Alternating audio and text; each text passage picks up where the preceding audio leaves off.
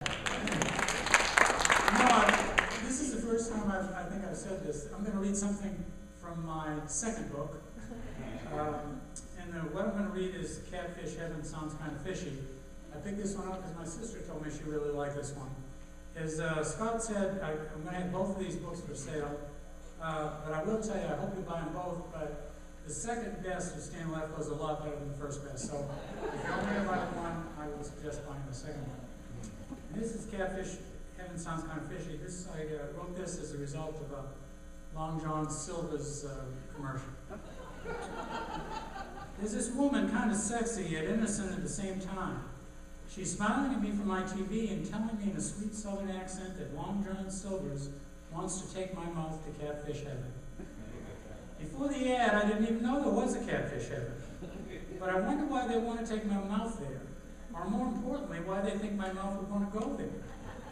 I assume Catfish would be interested in going to Catfish Heaven. Shouldn't the advertising be directed at Catfish? I think a human body part would be hopelessly out of place in Catfish Heaven. Where is Catfish Heaven anyway? I always thought there was just one great big heaven, but I guess heaven's compartmentalized.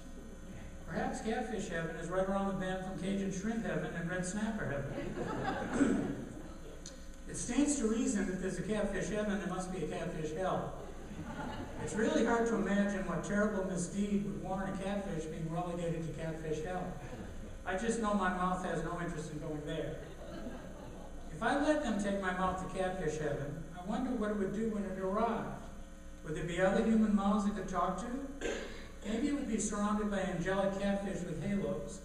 I wouldn't think a dead catfish could carry on a very interesting conversation with my mouth, and I doubt if my mouth would be interested in trying to eat a catfish in heavenly form, particularly in its own heaven. I'm also worried about whether we're talking about a one-way or a round trip.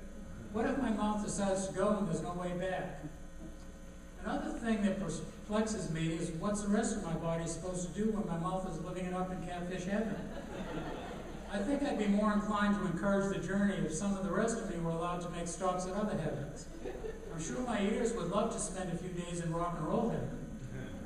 I'll admit I'm tempted to accept the offer, but until I get some answers to my question, I think my mouth will be staying right here on Earth.